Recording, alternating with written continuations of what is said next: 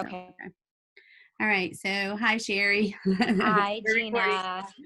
So, Sherry and I were talking about feminine, our feminine side. And so, would you mind kind of repeating that if you can remember what you said? And then we'll, Yeah, not at all. okay. So in the curiosity of my mind and all of these kind of traumatic events just recently, really just in my 50s, right in the last few years, coming up around the left side of my body, and knowing what I do about the left and the right and the masculine and the feminine, realizing that the left side of my body is a symbolic to my feminine.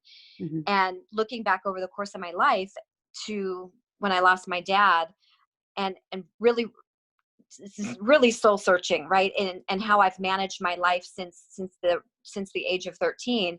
So much of it has been through the masculine energy that I possess, and that force.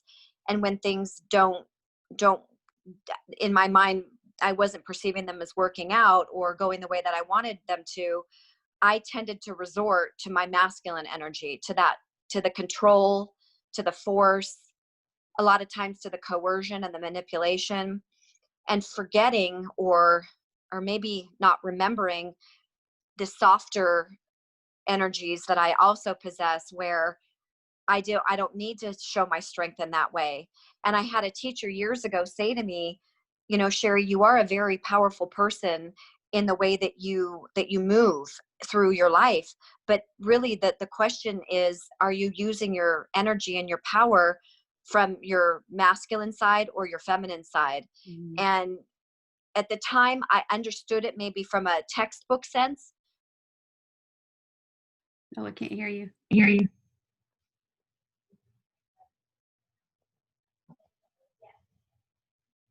I lost your sound. Huh. Wow. This is interesting.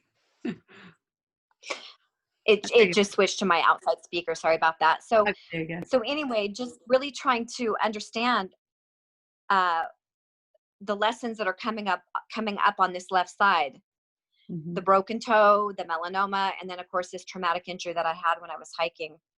Um, and I think really then how do I begin to implement that? And I've had those moments. I think like we all do when we've started the process of waking up. I've started to start connect the dots, I guess, Mm-hmm. of when I'm in that place of forcing things to occur, and when I'm in that place of surrendering, and how that feels. And I always go back to, that's kind of my, I guess, my barometer is how I'm feeling when I'm using that power, and recognizing when I'm wanting to control a situation or when I'm surrendering to it from a place of love and compassion. Mm-hmm. So that's Yeah, so I've been doing some thinking about this and kind of exploring this. And it's interesting you brought it up today because I think when we talk about divine feminine and healing the feminine piece, we've lived during a time where we adapted and we utilized, I'll talk in general, I'll talk about for me, but I think it applies because of what you said too. I think it applies in general, but to be able to succeed and to be able to survive through the situation that we've had on the planet, which they call it's called the patriarchy or whatever, but it's imbalanced, it's unbalanced, if you will, masculine energy that's been there for quite some time. For us to make our way, we had to grow our masculine muscle. Okay, so and we've done that. So when we talk about healing, bringing the divine feminine forward and healing the divine feminine, it's not against the men or against the masculine. It's actually within each of us to figure out how do we balance our masculine now and live in the feminine energies of attraction, of more softness, of more nurturing, of those nuances versus that direct, because you need both, and we all need a balance of both. But we've been, because of the situation, and we adapt, we've adopted, as females, we've adopted the masculine, you know, to fill a role or to, succeed, or to what we feel like is survive. So So for me, a lot of the journey has been trying to recognize my feminine more within me and bring it out. And the only one that's stopping me from doing that is me. It's not anybody else, and it's retraining me and my normal, like, habitual reactions to things in a new way, rather than saying, okay, I would have gone about it this way, but the times are different now, so let me try a new way. And it feels different. If you ever write your name with your right hand or your dominant hand and then you try to write it with your other hand, it's a little slower, it feels more uncomfortable, and it's not as free flowing at first. You have to be really conscious of what you're doing. And that's kind of where we're at, I think, as females right now, is being really conscious to let our feminine side be the one that we bring out more of. And I was having a discussion with somebody the other day, and it was like trying to define what feminine is without comparing it to the masculine is very interesting, right? So Yes. we always want to say it's not this, it's not this, it's not this. It's like, well, what is it? What is it for you and what is it for me? And how do we start to bring that out and bring that to life? And yeah, the left side of my body has always been different than my right side of my body over the years. And so I'm trying to pay more attention to that. And energetically, you can breathe differently and, try to awaken your left brain, and do creative things to try to awaken the left brain, because that's where the more creative, artistic language, those more feminine qualities, what we call divine feminine qualities, are there. So yeah, and I've seen people in my life who've lost their father early and tended to do what you said you did, which was, you tried to balance it out in the family unit by adopting those characteristics. And then it just became who you were, right? It just became Yes. normal and natural. Um, so I don't know how that resonates with you, how that feels, what I just described. It absolutely resonates, and that I tend to get, when I'm having my little epiphanies or downloads or whatever word we're putting on that, those ideas that come in, and we're not quite sure where they came from. What the visual I got when you were saying that, and I could see it, like I was watching a movie screen, was a pendulum swinging. Hmm. And I feel oftentimes that I I've swung so far to one side that to counteract that, I have to swing equally to the other side until I'm able to find, like you were saying, that place that's in the center or of more balance. And so I oftentimes will find myself, and maybe that's why these physical manifestations continue to arise or seem to on the left side of the body. I find myself almost play acting Mm. what I view as the feminine role. I'll find myself, and I don't want to say growing smaller, but it's a softening when I'm in either in a group or I'm one on one, where I'm allowing uh, I'm allowing myself to pull back and not feel like I either have to be right or I have to interject or I have to dominate in any way. And so it does at times feel like I'm acting, and that, I don't know how else to put it. It is really Oh, you're breaking up again. Can't hear you again. There you are, I think. there we go. Yeah. Until I know, like you said, until I know in my at a cellular level what that feels like to do as my new norm. My new norm, I guess that's the new phrase, right? In the world today, the new normal. Yeah. So, does that resonate with you, that kind of play acting? It does, and I'll tell you, but I'll tell you where I'm at now, kind of like the journey that I've been on with it is, I used to think the pendulum thing as well, but I think we can stay and we don't have to swing, like all the way. We can, if we're in our awareness, can find that nuance in between. I'll say that was one thing. The other thing is the energies right now are rewarding the feminine approach. They're ripe for that kind of attraction energy and that thing. So for us to fully come into, as a world, that power of that feminine approach, who's better suited to bring that forward than the feminine, if we can get ourselves in a balanced way? we can get ourselves in a balanced way. But if we don't, can you still hear me? Can you hear me? Yes, and Gina, I'm going to go. I have my speaker on because I listen to music, and that's where we keep the disconnect. I'm going to go in and disconnect from the speaker. Okay, So I'll pause I'll be here. right I'll back. pause this. Okay. Okay. All right, so we're back. Yeah, so I was saying we can, I believe we can, if we stay aware and conscious, we can keep from having that pendulum That swing. big swing. Yeah, because I mean that's, to me, that's not going to be really good for all of us if we're trying to get to a balance. It's not sustainable, and it almost at times feels bipolar, right? Because you're swinging between these two very diametrically opposed energies. And what I'm finding is the more that I'm acting or practicing in the feminine, I'm finding that my voice, and a lot of times my practice is around boundaries, right? Like that's where I'm getting to practice, I think, more of what that masculine energy at least appears to be to me, where I have strong boundaries, but the boundary is set with love.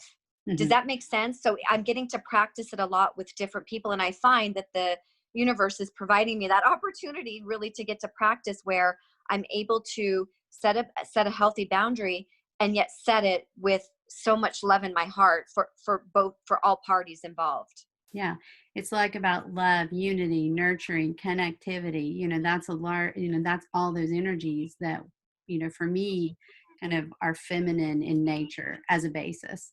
And right now, even though on the world stage it does not look like it is, right? But the energies are attracting that if we can become balanced. So if you all of a sudden have a feminine operating system, but all of your programming is made to run with masculine language, and I'm not talking men and women, I'm just in this unbalanced masculine way, then it's not going to work well, and we see all the chaos, right? So if we can learn to practice in a feminine platform and go about things differently than we would in the old way, we're going to see much more progress on these issues and in life in general. And I can say that whenever I can stay in that balanced way, life seems so smooth and it seems so joyful and it's very ease. I'm at ease with it because I'm not on guard anyway. Yes. And so what I feel though is for us to make headway in that, it's it's for me, it's the females. I mean, for us, it's us getting balanced, within ourselves and be able to practice ourselves in that new energy. And then the masculine comes along with us because they were as they had as much difficulty as we did because if anytime they try to show feminine traits, they were considered weak or made fun of, or I mean, all kinds of things, even more so than what we would have been, because at least we were girls, and they would say, Yes. you're being a girl, kind of thing, versus, you're being a sissy to a boy. Boy. So they had less chance to practice it. So we had more chance to practice it. So if we can become balanced, then we can help bring along the collective on these new energies. It's kind of, I have to tell you right now, Gina, it's kind of blowing my mind how this broken toe and me bringing it up to you is segueing us into what's happening in the collective. And I I equated it to me in my own, but didn't really equate it to what you're seeing, because I find myself when I'm attached to what's happening in the collective right now, my masculine is definitely being stoked and emboldened Hmm. right now, because from my perspective, what's happening out among the majority of the world is happening from that, not only the masculine place, but the negative qualities of the masculine, Right. It's right? not It's not almost the like, divine. Yeah. exactly, it's almost as if their pendulum swung so far that way that the only way they know to project it out of themselves is through negative action. And then I find it emboldening and strengthening my masculine. And when I'm able to either disconnect from it or switch my own mindset then it doesn't have the same impact on me. And I feel like if it's happening to me, and those of us that have begun the awakening process, imagine how those that aren't there are feeling with this. Yeah. And I'll say that if you look on the world stage, what's coming up as you say that is it's not a men women. I mean, we oftentimes say it's men versus, it's a masculine energy. I mean, the women are being as venomous in some cases from an imbalanced masculine as the Absolutely. men. So it's not men women. Exactly. It's this, this harsh, and it's unbalanced, not divine masculine. It's that the dark, if you will, the darker side of the masculine. Like we have a darker side of the feminine. We both have those. You have the manipulation that can be positive to the good, or you have manipulation that can be negative to the.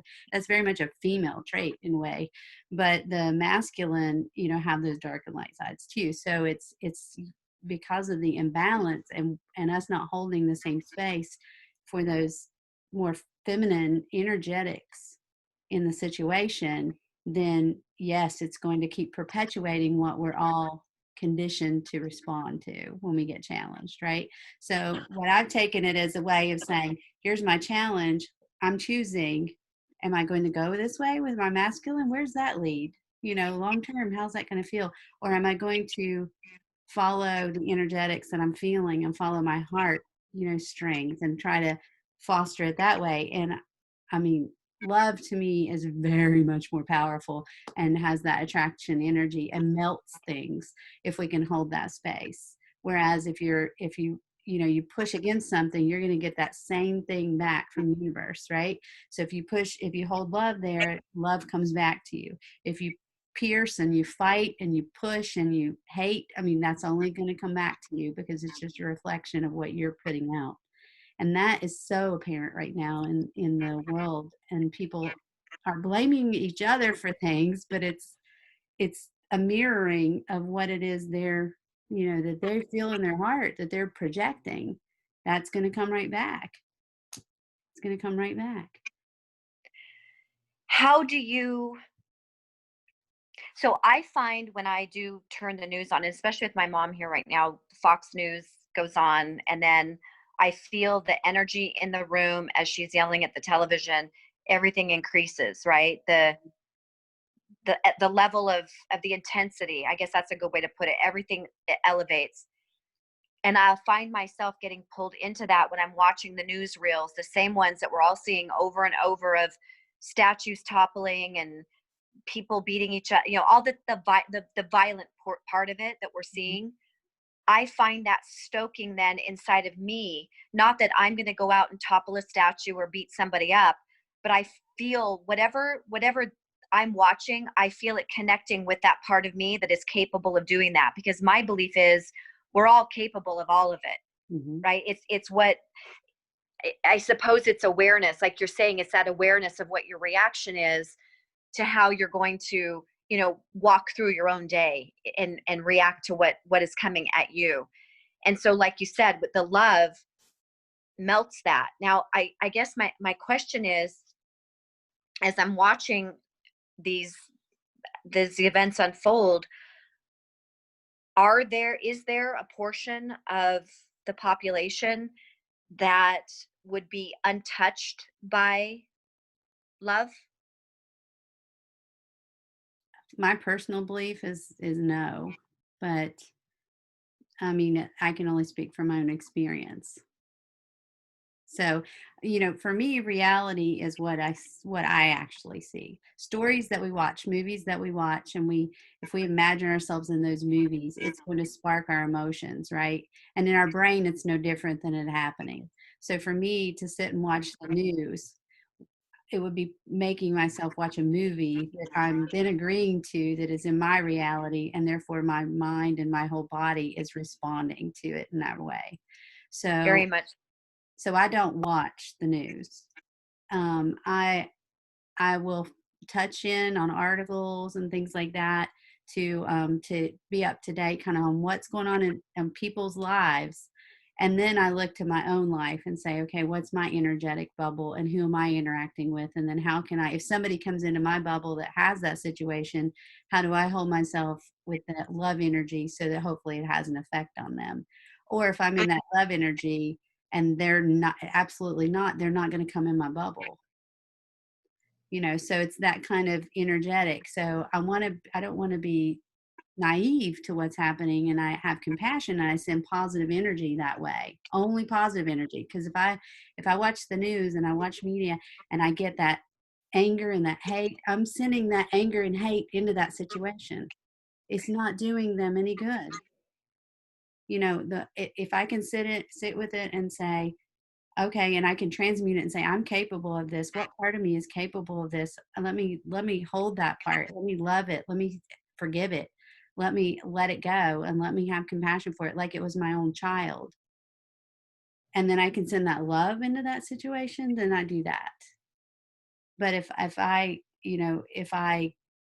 stay in that hate and that anger and I want to fight, then I'm contributing to that. We're partaking in it then at that point, aren't we? Yes, we're It's as adding. if we were there participating. Yes. Okay. Yeah. Thank you for that. Yeah. I I mean, that's really, the way I hold it. Other people wow. don't disagree with me, but that's the way I hold it. Yeah. Well, if we are of the understanding that everything is energy and we're all intertwined in that energy, then to me it makes sense that when we're pulled in from an emotion, and I think we understand that emotion is energy in motion, right? It's our energy that now has been put into motion.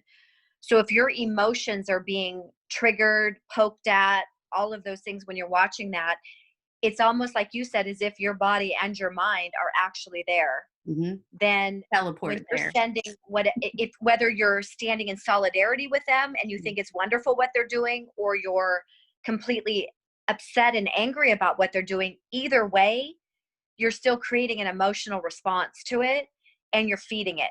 And Yes. so I get that, and I really needed to hear that. And even though I probably knew that, and I've practiced it many times over the last years of my own awakening, I still find myself at times caught up in the collective wave of what's taking place, the events that are taking place right now. And Hmm. I think, like you said, it's my accountability and my responsibility to, yes, I understand, to be aware of what's taking place. Like you said, I don't want to be my head in the sand and not think that anything is going on. But at the same time, how am I feeding it? Yes. I only want to be aware of those things at which I can make a positive action. Okay. If that makes sense? And when Yes. I feel like I can't, like if it's a topic that I feel like, oh man, I'm not ready to make a positive contribution to this, then I'll kind of like wade into it slowly, and sit with it within myself and meditate on it and try to get the different angles of it before I dive straight in. I mean, there's so many topics out there like child abuse and the whole everything else that we've talked about before that is going on the world stage. And for a long time, you go into this anger, then you go into this depression. It's like a grief cycle, right?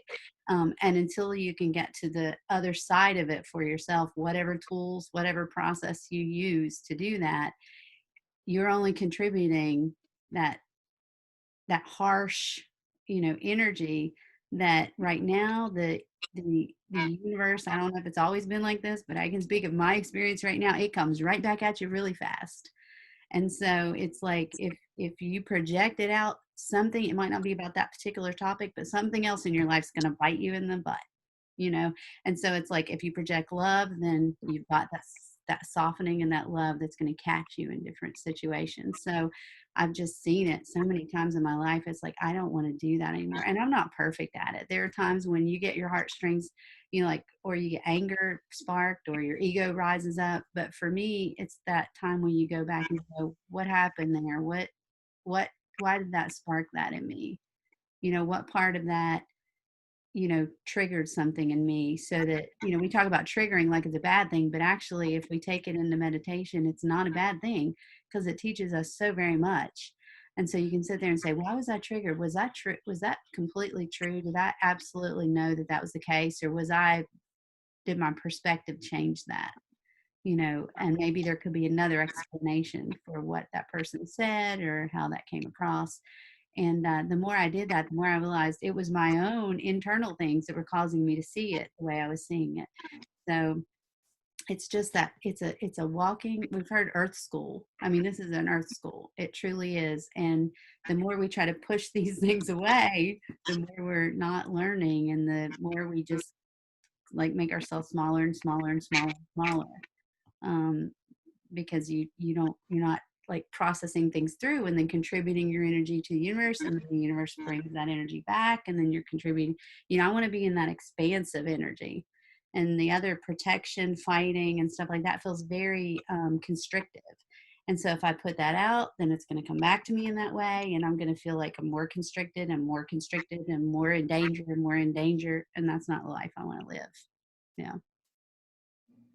So if I'm hearing you correctly, I think it reminds me, Gina, of the philosophy around meditation, of pulling back and being more the witness to Yes. what's occurring, and to understand your position in the witnessing, because there, to me, there's a difference, and I struggle with this at times, the difference between being a witness to things Mm. and detaching from things, because I find for me, when I detach, I tend to then constrict, because it's almost like a defense mechanism, right? It's like I've got to detach and pull back because I don't agree with this, and then all of a sudden I'm in a place of judging and ego and restriction. And instead, when I and I've been on both sides of this, Mhm. when I'm able to be the witness to it and still remain, I suppose the word is neutral, Mhm. then I'm able to judge it less. And I find when I'm not judging, I'm back in my heart. Yes. Even if I don't, even if philosophically I don't agree with maybe what I'm seeing or how I'm feeling about a particular event that's occurring, when I'm not judging it, I then find myself being able to move more to the love scale. Mhm. Which is more, if you think about from a feminine energy perspective, as a mother, you don't look at your two children fighting and think, I hate this one and I love this one. You're trying to see both angles and trying to say, okay, what's the best outcome for the both of you? Right. So that's more that kind of loving, holding space for, hearing, letting things vent, but not like taking sides on an issue necessarily, and not fueling one at the expense of the other, or hating one and loving the other. It's like we're all brothers and sisters, we're all connected, we're all part of the same energetic family. So it's how do we hold each other like that and say, okay, what can I contribute to this that's going to make it the best for all involved, the best for both. Do And you think that there's a place where we can rest in that doesn't look like detachment or apathy, where we're not caring about a particular set of circumstances, but instead, and I think this is probably more of a Buddhist philosophy, correct me if I'm wrong, but where we're able to allow it to flow through us, like through our filters and our cells, and it doesn't become a part of us, but it's not a place of apathy. yeah. And that's, I find that that's probably one of my life mastery lessons that I find coming up over and over, because I think my personality or my traits tend to want to be more, dual, put it in the category of that's good, nope, that's bad. Hmm. And instead finding myself in a place of not being apathetic to it or not caring towards it and not judging it, but being more in a place of letting whatever that is that's occurring flow through me, and maybe at the end of it finding a place of transmuting it, Transmuting, it's right? really That's that alchemy. yes, that's really the aspiration. And that only happens in the heart, in my thought. It only happens when you can sit there and hold both of the beings in a loving place and be able to have compassion, and let it transmute and flip. And detachment to me is different. So detachment to me is not apathy necessarily. Detachment to me means I'm not rooting for one or the other to win. Okay. You know, I like so that definition far better than it being apathetic. yeah. So that's when I think of Okay. detachment. I'm just thinking of I'm not cheering for this one and against this one. It's kind of like I'm sitting back going, okay, well, let me see if I can see both angles. Let me kind of feel into the energetics. Let me look at the higher good of all of the beings that are involved to figure out how do we get best through this. And it not necessarily is going to be comfortable for everybody involved, but for the Right. highest good of all, we get through this, versus me feeling emotionally like I'm going to be all better and this is going to be so great if this one wins, and I'm going to be in terror and torment if this one wins. That to me is where you're totally attached to the outcome, where you can just sit back Wow. and go, Okay. I if this one, I'm going to be okay. I trust the universe. I trust my heart. I trust that either wins. I just want to see if I can contribute some positive energy to this in some way, for the good of all of us. That to me is detachment. Does that make Okay. Yes. Yes, I do. And I, over the last, well, since probably about 2014, so about 6 years, I've heard often, I call it the God voice. Mhm, And it almost comes with a little bit of humor in it. And it asks me often, do you trust me? mhm. Do you trust me? Higher self, whatever, again, whatever language we want to put around that voice. But Gina, I cannot tell you, and I hear it in the most unusual circumstances at times, but it always brings me back. Because again, there is a little bit of levity in that voice when I hear it Mhm. in my mind, and it's got a certain sound to it. But it brings me right back into that place of, oh my gosh, I'm starting to swing to just what you were talking about, to that place of, well, this is the only outcome that can occur for my survival or for my well-being or whatever it may be. And when I hear that voice, it puts me back into a, how do I describe it? A place of, well, I guess a place of absolute and total trust that no matter what the outcome is, at the end of the day, there is no losing. Right. There's no losing at this earth school. Mm-mm. No. That's what every time I hear it, it's that reminder that, Sherry, there is no losing. It's all it's all meant to be the way that it's unfolding. Yep. And how we perceive it and how much we willingly take these things on and work with it will determine the ride. Is it going to be really bumpy, or is it Woo! going to be more smooth, or, that determines the ride for us. But the process that we came here to do, we're going to do it. We're going to learn. We're not going to fail. We're not going to get kicked out or, whatever. We're going to do the process that we came here to do. But how smooth do you want it to be, and how bumpy? I mean, some people like bumpy. That's okay. That's not me. I don't want them. Well, I'd say I've been in both arenas, right? Like sometimes that drama and that bumpiness, it keeps things alive and exciting. And believe me, I can relate to that Yes. for sure.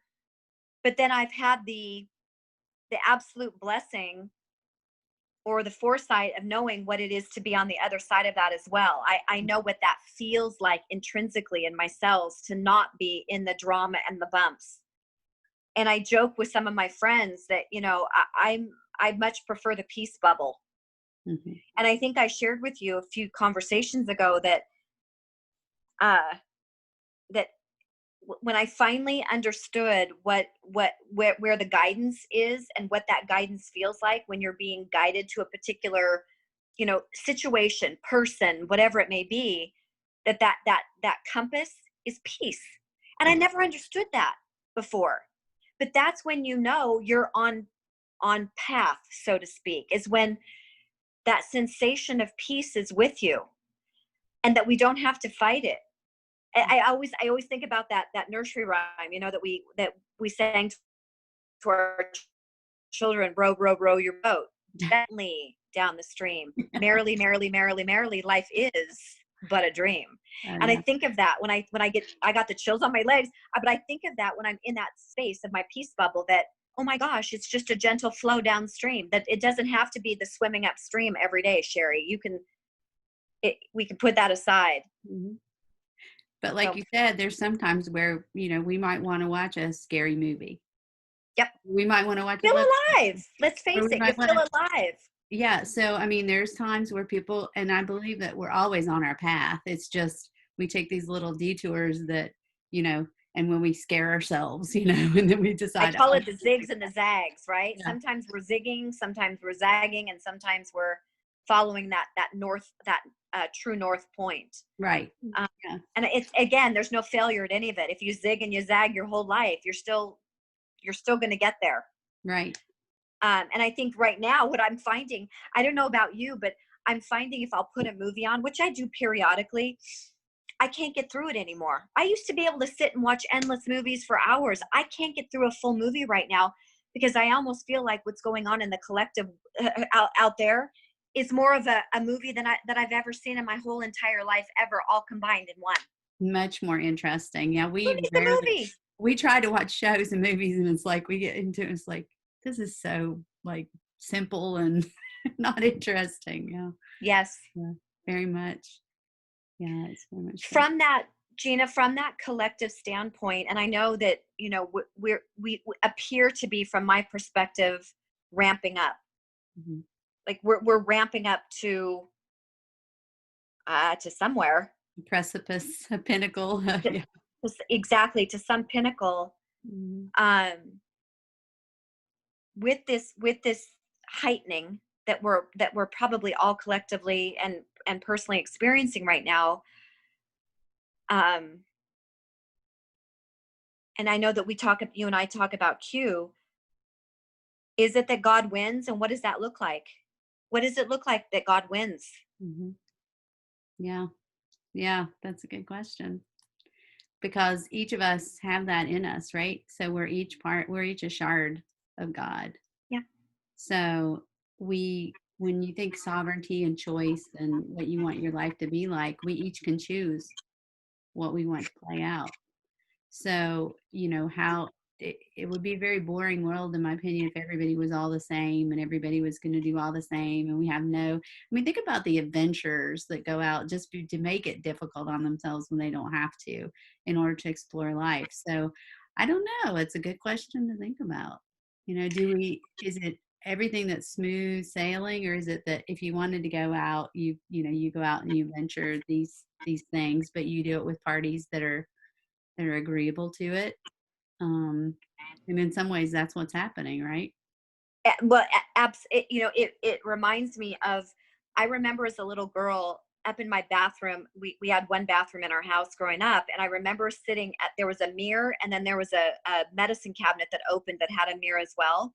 Hmm. And I don't know why I discovered this or how, but I remember sitting on the countertop as a little girl, and if you opened the mirror just right, the medicine cabinet mirror just right, and you looked into the mirror in a certain position, you literally could see thousands of little mirrors open, Yes. like back, right? Like fractally back, back, back, back, back.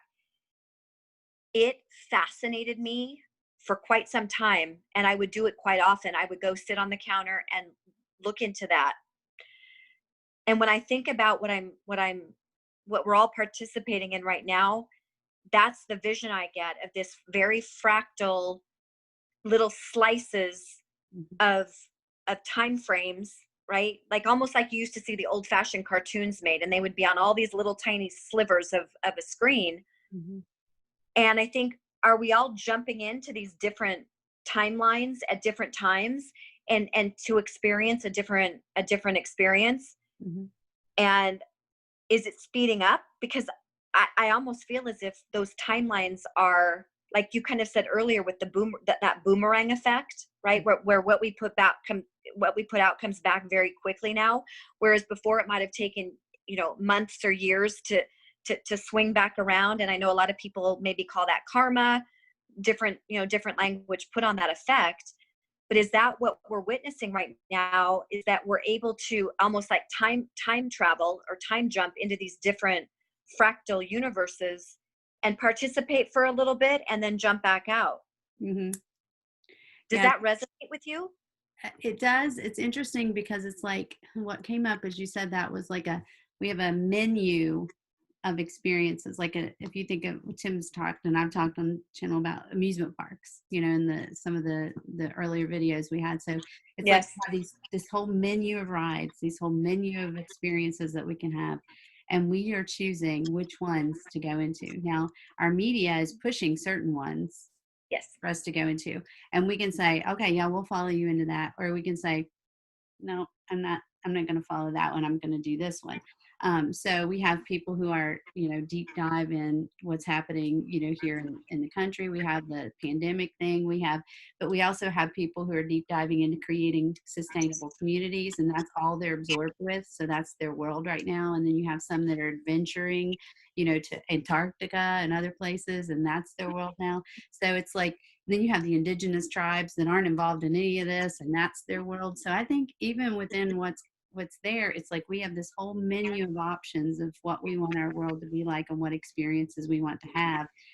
And the TV and the computer internet screens with the media has given them kind of like a channel to attract more people into that ride.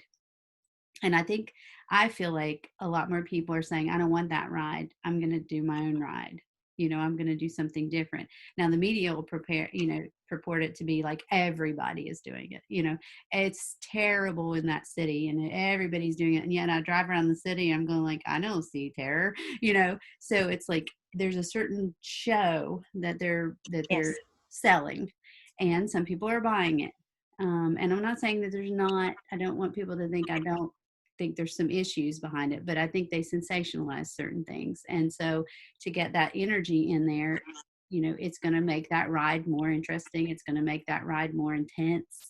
The more energy that gets flown into that versus saying, I don't choose that ride. Let me choose this ride that looks more interesting to me, and let me put my energy there.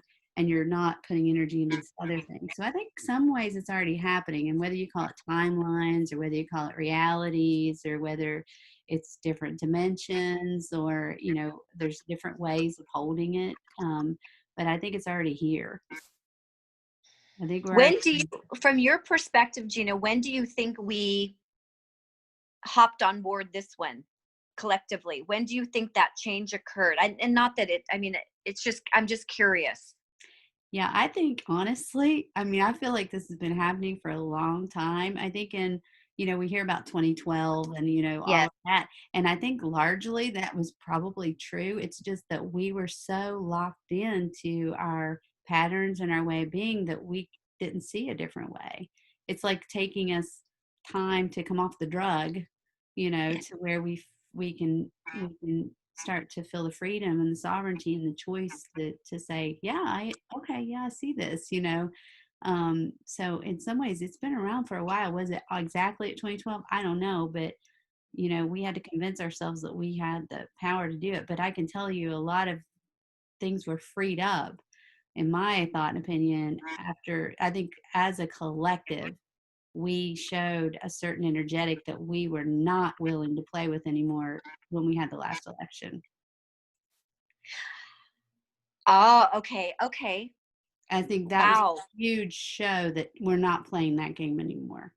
And since then, I think there's been a lot of trying to get us back on that track. And people are going, it just doesn't have the same sting.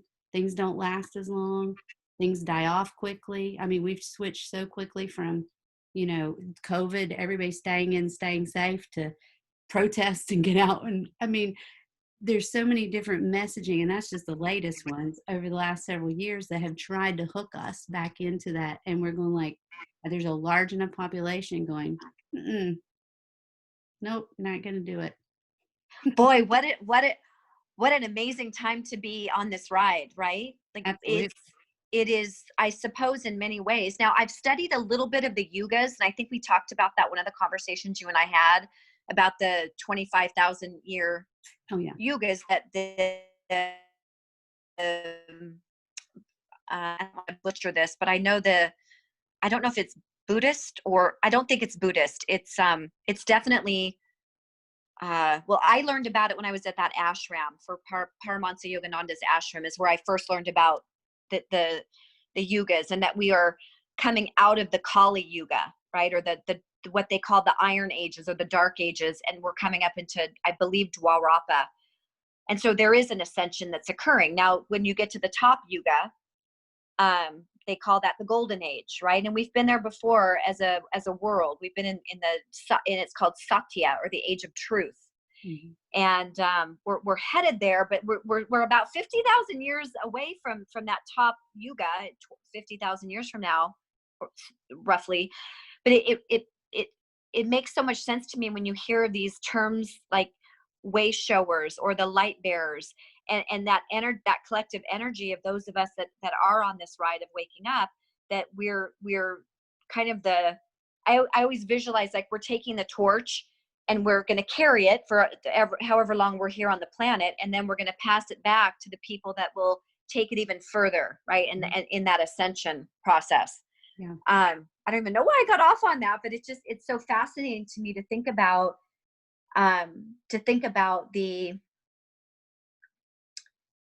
the shortness of our lives that we're here, and then the possibility, and of course I guess nobody knows for sure, but the possibility that we get to re-enter back in, at a different timeline.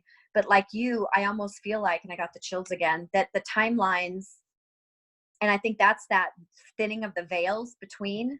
between the worlds, right? That we're getting to experience that. And I think you said that last time we talked, that we're not having to die. Mhm. And I loved how you said that. And I've thought about it so many times, Gina, how we're not having to die in this lifetime to experience that. Right. To experience that whole life review and coming out and rebirthing in a different way. I mean, that's happening while we're awake, which, in prior discussions in the manifesting manifesto that has been coming through Tim and we've been talking about, it says without the comfort of the deathbed is what came through. Wow. And when you think about that, you think, oh, comfort of a deathbed. But when you try to release who you used to be and go into who you are new while you're living, that is very hard to do. I mean, it takes a lot of courage because when you go through the death cycle, you die and everybody says goodbye to who you were, you included. And then when you come back in, you're fresh and new. So when the concept of the comfort of the deathbed is we are changing, we are transitioning. We came here during this time to experience then this transition. Anybody that's incarnated right now is here during this time to experience this transition awake. It's like saying, I want to do open heart surgery. Awake, don't put me to Away. sleep. I want to see it all.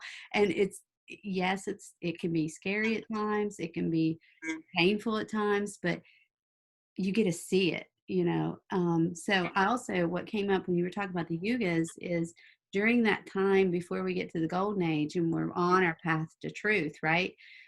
There's a lot of discernment in that time period. And Woo. as things are opening up, we have to learn to discern, what is truth, what is not truth, and what is truth for you. And truth for you may be different than truth for me. And, those kind of things. So it's kind of that shaping of that is being able to move out of the, I'm going to be told what to believe, to I'm going to decide what to believe, into that.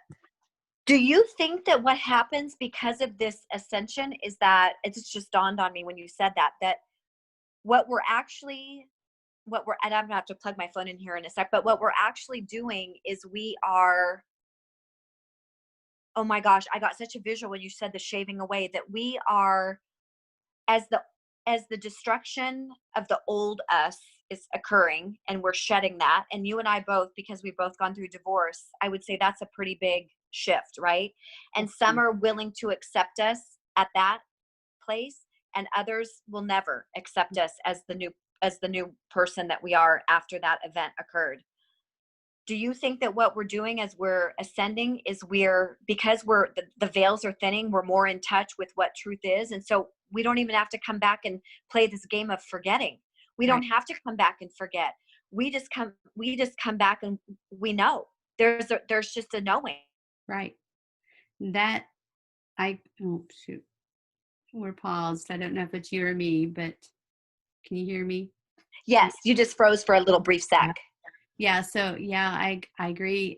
There's a and the question has come up is why do we only live this short life that we did? I mean, you look at some of the Medusa and some of the biblical times in the life and ancient Egypt times and stuff, and they lived, long Eight, lives. 900 years, Yeah, according to some of and the Bible stories. that's just the ones we know about, right? Yep. So it could have been much longer. So for me, I'm just curious if it's actually going to be short lives like we've had. I mean, I can tell you as I started to awaken and go through this, I feel younger now than I did 15 years ago. Me too. All the way over me. I just do not feel what I Yes. would expect my chronological age to make me feel. So, I'm wondering, what does lifespan do during that window too? Oh, I didn't even. Okay. Yeah. Because we've agreed, right? We've agreed to that lifespan. I've joked so many times with friends, especially in the last, well, since I met you, really in that kind of time frame of about the year 2010. Mhm. I've joked that I feel like I'm reversing the aging process, and I don't mean that from a place of ego. It's like I feel like I'm reversing the aging process. Mhm. Yeah, it's very interesting to experience. And people that I know from a long time ago, they look at me and go, "Wow," it's not, it, and it's nothing I'm doing. I mean, I've cleaned up my diet, and you can excuse all and say, "Well, I've cleaned up my diet and I do filter my water and stuff like that." But it's beyond that, because to me, your spirit, your energy radiates out through you. So, it makes a difference. And so I'm just curious. I sit with the curiosity. So I don't know what these years here look like compared to these years that we've heard about and experienced Coming ourselves. out of the dark ages, so to Yeah. speak. Well, and I don't even know about dark ages because I think the dark ages we were told about were maybe not dark. If you, Interesting. you know, they called them dark ages, but it could have been a period of enlightenment that occurred, that because we were to be kept in a certain paradigm, Yes. they were dark ages. But anyway, I just try to watch words because I don't want people to like assign Associate things, it with, yeah.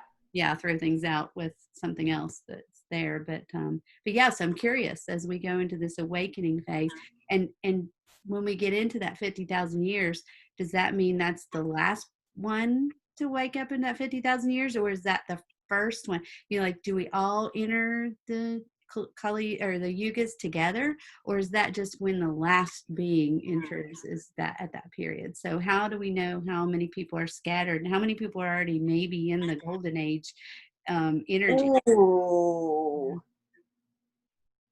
Oh my gosh, because we all come in and out at different times. I get what you're saying. So somebody could have come in different timing than we did on that yuga wheel, Hmm. and so they're already living.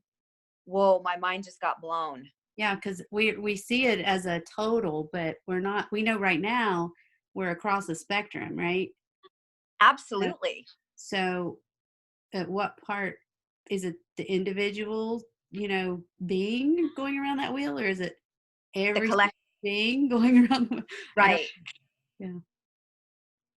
Well, don't you oftentimes though feel that even though, yuga or no yuga, just where we are right now collectively, and I guess it goes back to what we were talking about before, that am I participating in the collective tone of what's going on in the world, or have I risen on my yuga wheel, Hmm. right? And I'm able to sustain that, and I think that's where and I'm not going to use the word struggle because it doesn't feel like that, but that's the lessons or the mastery that's coming in for me, is more and more, how do I sustain that elevated, I don't know, elevated nervous system, elevated emotions, elevated mental state? How do I sustain that where I'm not then dropping back down more and more into the collective pond? I'm able, and you took it that one step further where, yeah, you're able to sustain that place, but then you're also then sending it out, Yeah. right? You're not just keeping it. So then I think we start to switch more to that place of service to self or service to others. And they say that where we're headed with all of this ascension is more service to others. Hmm. Yeah, exactly. And you may have days where you drop back, and that's, we say is good, bad, right, and wrong. I don't know. Maybe you wanted that experience. Maybe there's another dimension of your personality and your experience that you wouldn't get by staying up here. You Yeah. needed to go down here to really make it apparent. So then you could, I don't know if it's a constant forward movement or we have some forward and back and it's to grow us along the way. I don't know. But I know for me personally, there are days where I feel really like all there and love coming out of me and anything that comes in my field. And then there are days where I'm like, yeah, I'm not feeling that high vibe, but I know that about myself, so I watch what I engage in, because I don't want, from the service to others perspective, I don't want to radiate out that type of energy. So I'll tend to go in and try to figure out what is going on there and where is this and what lesson does it have. And then when I can get back up to that feeling where I can radiate out the love and the higher vibe energy, then that's when I'm going to probably engage with more the other stuff and try to send out the energies to it. Where a lot of people, I think, when they're high vibe, they don't want to look at the negative stuff, Yes. they'll kind of go like, oh, I don't want to be knocked off. Well, you're just saying your high vibe's not very strong, you know? So it's like, no, that's when I'm feeling in that space is when I want to kind of observe some of that. So then I can send out those high vibes. I don't want to do it when I'm in my low space. Well, and I'm even finding, Gina, and probably more so than ever in this year, 2020, that I go in and out of those spaces hourly sometimes, Mm-hmm.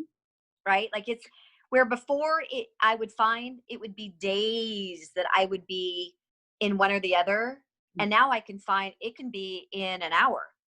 So there's a quickening to it. Yeah. Yeah. And I don't know if it's coming from then me being able to recognize, okay, I dropped back in, I pulled out a little nugget from my downtime or whatever we want to call that.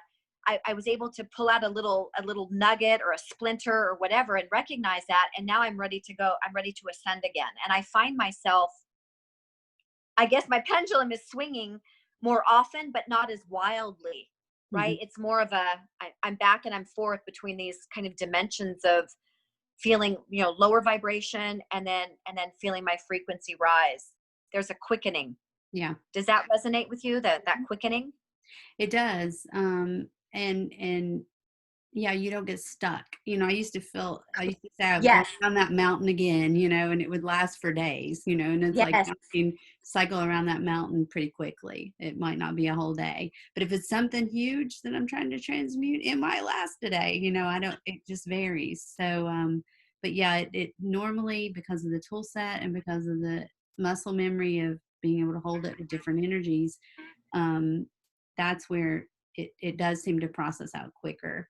um, but that means that you have to have your ego in check, because anytime the ego gets engaged, that's when it hangs on longer. That ego triggers you, and that's when it's really hard to let it go for a long period of time. So when I find that I'm in it for longer than a few minutes even, then my ego's gotten triggered somewhere there that's hanging on to it, or else I should be able to just go, okay, let it go. Well, and I know at the very beginning of our conversation before you were recording that you brought up that when we were talking about feminine and masculine, that the universe right now is supporting this, I guess, this quickening Mhm. for us. And I'm guessing it's happening at a DNA level where the strands are actually, and I've heard mixed things, but they're like becoming more crystallized. Mhm. So do you think that that's also why we're able to experience so much just in a given 24 hours, because the universal energies are also supporting that in Yeah. us Yeah, I humans? think so. Yeah, our junk DNA is all Yes. getting repaired, so we can experience different things. Yeah, I think that largely has a effect on it too. Plus, I had a little download the other day while out for a walk before my toe incident. And oftentimes I say that those are my conversations with God when I'm out walking. mhm, And probably because I'm disconnected from, the internet, the computer, the phone, the everything. And what came to me around the junk DNA, and I think because you and I had sparked that conversation the last time we talked, and you'd brought that term up, and of course I'd heard it before, but never really given it much thought. When I was out for my walk, and the junk DNA, what I was downloaded, or the vision I got, was that it's a space in between, and in that space in between that we think there's nothing is everything. Mm-hmm. Wow. That's where our God particle, or that you called it the shard, Mm-hmm. that's where the God particle resides in Mm-hmm. us. Nice. I like that. That resonates. That feels good. Yeah. And we've been taught by modern science that it's not needed. We don't, what's the junk? It's just throwaway. Nobody even needs it. But in reality, in the space where nothing exists is everything. Yeah, and think about this to that. What came in when you said that was, you know how we use DNA testing to figure out which family you belong to? What about all of that God particle DNA that's in there? It's who we are. I mean, that's our family, familial connection. That is the forgetting, right? The Mhm. forgetting that we come in with when we're birthed onto this earth ship, is that we forget that spirit connection with creator. And society, much of society, supports that Mhm. forgetting, right? Yep. Daily, hourly. And I guess it's up to each of us, and that's the beauty of timing. For each of us individually, our uniqueness is when we begin to remember again. Hmm. Do you remember when you remembered? Do you remember your first rememberings? Oh, my first Or did remember. you ever forget? Maybe you never forgot. I forgot. Yeah, that's interesting because, as a child, I can remember certain things, and as what made me think of is as a child when we see apparitions and we see things, energies and things like that, but we think it's imaginary. So we convince ourselves that things are imaginary. I think that personally I came in with a lot more than than I now think I did.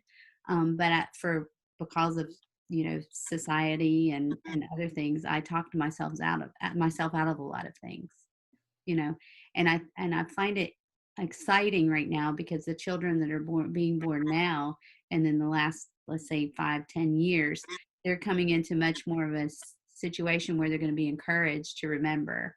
So it's like, did we forget coming in, or did we condition ourselves to like turn that off once we were here? I So. would say more the latter makes resonates with me more. I suppose an infant is the closest to God at that moment when they're born than we ever are while we're living, right? Like that's, Mhm. you've just left your spirit world behind and you're now incarnating in matter. Mhm. And so yeah, that resonates with me more than the forgetting. And then society, because adults have all forgotten, or at least back then they did when you and I were born. We're conditioned to forget unless you happen to be born into a family that made a conscientious effort over their lifetime to not forget, because back then I think the energies were so much denser that forgetting was so much easier. Yeah, it was safer, for you. Exactly. Yeah. Yeah, exactly. Yeah. Because you would have otherwise probably been ostracized in many circumstances, school and friends circles, and just where we find ourselves as humans. And so yeah, that really resonates with me to think about that. And that the kids that are being born in now, because of the ascension that's occurred collectively, it's almost as if just through osmosis of being born now, they will be supported in continuing their remembering, Right. Well, and that's another aspect of the knowing. feminine, I think, that has the power so much that the feminine has, is because mothers have a large impact on that for the child, right? So if a mother feels like they've got to teach this child to be tough and to, do these things and fight and do, in order to stay alive, then that mother's going to teach them thinking they're doing things that are going to help that beings stay alive through adulthood, when actuality that perpetuates the energies that we don't want to have. So, some of it's going to be relearning. That's why inside of ourselves we've got to get comfortable when we're faced with a challenge, not to revert to that fight protection energy. But if we want to see more love and more collaboration and more unity, we've got to start in our own world, which is our home, with our children, our spouse, and so on, to transition that, or else those children are conditioned and programmed in a way, to live out in that environment. And we can say, well, the system has to change and the world has to change for us to feel safe raising our kids that way, or we can say we can raise our kids that way, and then the system has to change. And Yes. I truly feel like you start, the organization is never a thing to change. It's all the individuals in that organization. So that where we can work in our sphere, in our communities, and whoever we impact with, to shine that light and raise the different way to do it, then that can maybe, start to transition that bigger system. And then we have to catch ourselves when we go into those protection modes with our children, of saying, well, you've got to be able to do this and you've got to be able to do that, and you'll never survive. Well, now you've stuck that in your child's brain, and they're going to believe that. Just like, well, if you talk about imaginary people, they're going to think you're crazy, you know out of a desire to keep them safe, but it conditions them. So if we want to see a different world, we as mothers, have to start conditioning differently, and starting with ourselves and our voice, Yes. you know. Well, like you said to me, I think the first time you and I talked, that yeah, we can all probably agree that there is a war raging around us right now in the world. The world, it's a worldwide war, Mm-hmm. but individually we're all going through that same war within each of us. And when in listening to you describe that, with the mother being that, that change maker, it's where it all begins. And my mom and I were having that conversation this morning, that really we can blame and say that, we need to do this and this and this with the government or society or whatever it may be, to get to the end of wherever we're headed with the change. But ultimately it's within each of us that change needs to take place. And if we're not supporting each other as we each make those changes, then, from, like you were saying, from a survival or a safety standpoint, we will revert, because we think that that's the only place that is safe. I'm gonna go, Gina. I'm gonna go grab my Your my charger. cord. Yeah, I'll be Okay. right back. Okay. Okay, I'm back in business. So Okay. can we tiptoe, or maybe do um what is going on right now, and how we've, since you and I've talked to, well, I think it's been a little over a week, we're Mm-hmm. in a whole new narrative. Yes.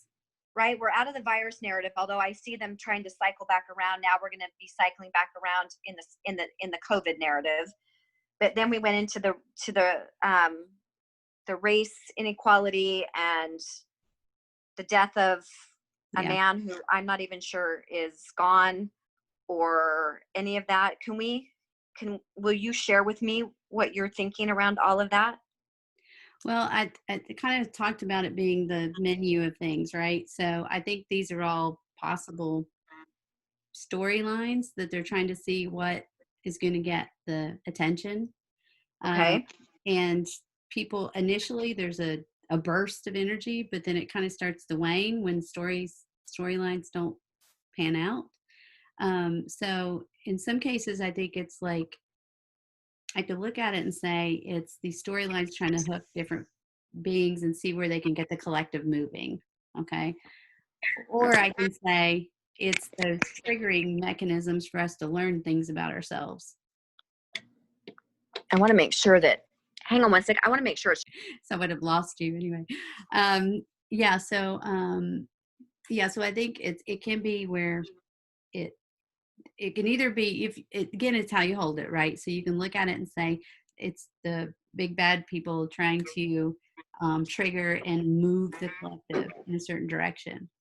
Or you can say it's all beautiful working together to trigger us so we can see these things within ourselves and transmute them. So it's whatever story that you choose to look at. on the world stage and how you want to orient to it. Wow. That's kind of the way I. Okay. I've thought both. I have thought at times, and maybe I'm giving him too much credit. I don't know. But I've thought at times, I think that our president is completely 100% on board with what's going on, because he knows Mhm. he's in some sense allowing this to occur, because he knows this is going to be, it's almost like the red pills get larger, right? Like last year at some point we had the Epstein red pill that red pilled so many people that just knew in their soul that there's no way that that man committed suicide, and that woke a lot of people up. But I feel like we're ramping up the red pilling here. So at times I feel like he is on board with what's happening and he's going to allow this thing to play out. And then other times I think, oh my gosh, Q keeps telling us that the Patriots are in control, but I don't know. Mhm. Because like you said, in the media, all they're showing is the squeaky wheel. I call it the squeaky wheel syndrome, right? It's the ones that are out there, that the small part that are getting, whatever they're getting, as far as the attention, but it's such a small majority, but they're making it appear, like you said earlier, like it's, the whole country. Right. So I get that, but I go between the two. Yes. Yeah, because you can hold it either way. You can hold it in whichever way you want to hold it in, for your storyline that you want to go or how you want to learn. So if you want the one way, you can hold it that way. And neither is right or wrong, I don't think. It's just Yeah. your personal choice as to how you want to engage in life during this time. And so, yeah, I get, there's times where I want to go into the storyline and want to see this, oh, good guys, bad guys, alliance, not, those kind of things. And let me see, and which side is, just like you're reading a book, a mystery novel. Or there's sometimes where I go, oh yeah, we're all doing this for each other to try to wake us up. So, I mean, I fluctuate. And for me, it's learning all the way around, because when we hear multidimensionality, to me, that's what that means. So you can look upon a situation and you can look upon it from all different dimensions, from being on the ground, the person, who's in the story. You can look at it from the protagonist, antagonist, whatever the story. You can look at it from a higher level perspective, from a collective perspective. And so as you sit and look at it yourself, you go, oh yeah, okay, I like that. I don't like that. This triggers me. Why does that trigger me? How do I know about me? So I think there's all different ways to hold it. So again, it's not getting too attached to any particular, and thinking this is the only one. I've got to convince everybody, that this is the right way to look at it, because it's who's right and who's wrong. It's each has their own journey, in my opinion. Well, I guess with the more so, well, no, I shouldn't say that. I was going to say more with the virus than with what we're with the narrative that we're in right now. Um, but I don't think that's, I want to retract that. I think that what I find so fascinating is the split when you're able to pull back and look at it from a higher perspective, that those that think that the virus is, deadly, and they're in masks still, and they're still maybe quarantining or whatever that looks like for them. But then on the flip side of it, you've got those people that are thinking this was all made up, and you've got such a far split between the two trains of thought. And then I'm sure there's a lot of people somewhere in the middle. Same thing with what we're experiencing right now after the George Floyd incident. And both whether you're here or you're way over here, you are convinced that you're correct and the other side is lost, hopeless in their thinking. And I love when I'm able to pull back in that perspective, from a higher perspective, and look at it and think, oh my gosh, it's the incident occurred, and yet it's being looked at through such different eyes. Mm-hmm. And I find that fascinating, Yeah. just I guess from a, I don't know, a psychological standpoint.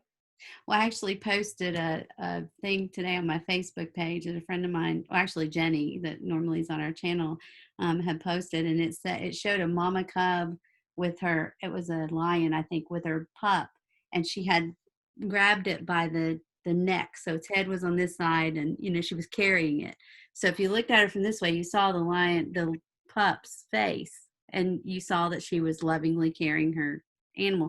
But if you saw it from this way and it said this is what was happening and this is what the media says is happening, it looks like the mama was eating the baby. So it's kind of like anytime that, whatever perspective that I have is based on what information I'm getting and how I'm reviewing it. So my advice, if you're asking me for advice, is constantly question everything. Like, there has to be more to the story than we're being told. There's got to be a different angle. And how do we know? I mean, we've seen all of these fake pictures and video come out in our mainstream news outlets that were false. They picked up old footage from somewhere else that didn't even apply to that and played it, or they had somebody standing in a water puddle acting like that the water was up that high and it wasn't. I mean, we've had so many lies come out that it should trigger us to say, oh yeah, wait a minute, are they really showing me what is really happening and all that happened there? Now, you can look at it and you can say, yes, that definitely happened, and maybe that incident, maybe whatever incident you're looking at did happen, but it's just the conditioning of questioning it for yourself and trying to think, is there another perspective, another way to look at it? The first reaction that you have is going to be something inside of you that is going to teach you the most. So whatever first initial reaction comes out, whatever it is, for, against, fight, not, is what's pervasive, at least for me in my experience, is what's pervasive in me that right now I need to look at. And pervasive can be small, it doesn't have to be huge, but it surfaces what is the most powerful thing that if I looked at it right now would change something in my reality. So that initial reaction, but then take note of that, spend some time with that, but then question it, because there's so much information that comes out about these things long after the fact that doesn't get covered because of the emotion carrying the whole thing that happened forward. So yeah, it's just really fascinating. I'm an observer of human behavior anyway, so for me it's fascinating to just watch people's reaction and how they interact around things. That I've learned so much just by watching this show on TV, that I'm not having to personally be affected by physically. Partake in that way. Right, but you can learn so much through it and choose, no, I don't want that piece anymore. And why, I mean, we had this one discussion, I was watching this lady talk about it. She said she had watched the video, for example, so many times. Well, every time she watched the video, she was replaying that in energetics. It's like she was reliving this scene over and over and over and over and over again. And it was like, to what end? You're just traumatizing yourself over and over and over again. Is it for your benefit, or is it for the benefit of trying to, steer a group of people toward a certain end? So question everything. I mean, everything. Everybody's biased from whatever angle they're, speaking. They're going to speak from the angle. I'm biased because I'm going to speak from the angle of where I'm centered. And it's going to be different than the angle you're centered. So it's going to be more reflective of where I'm at. And you can decide, okay, yeah, I agree with that. That part resonates. That part I'm questioning. That part doesn't resonate. And I don't want that. And that's fully your prerogative. Every being's prerogative to do that with anything that's out there. But that's kind of my angle on it. It sounds kind of fluffy. It's hard to explain, but it's kind of yeah, they're all lessons for us.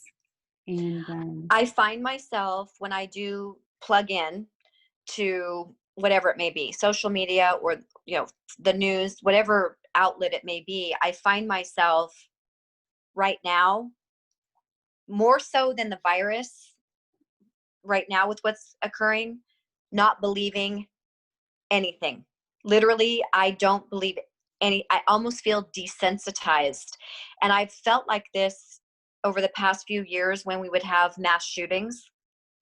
I would feel desensitized from it almost. Like, I don't believe any narrative that they're putting out because I think that there's nothing true about it, especially when you see the same actors recycled through these different chaos, Mm.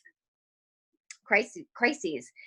So right now, what I find myself doing is discounting all of it. And I don't know what the lesson in that is. I don't know if the lesson is, get yourself off the social media and off the news and stop watching it, because you are right now so desensitized to it, and in such a place of just total non-belief of anything that they're putting out. Do I even need to know? I think that Right. sometimes, do I even need to know this information? Because I'm, if I'm in my space with my people and my home, I'm in my peace bubble. Right. It's not impacting my world. And so, do I even need to know this information right now? And yet, I find myself through my empathy.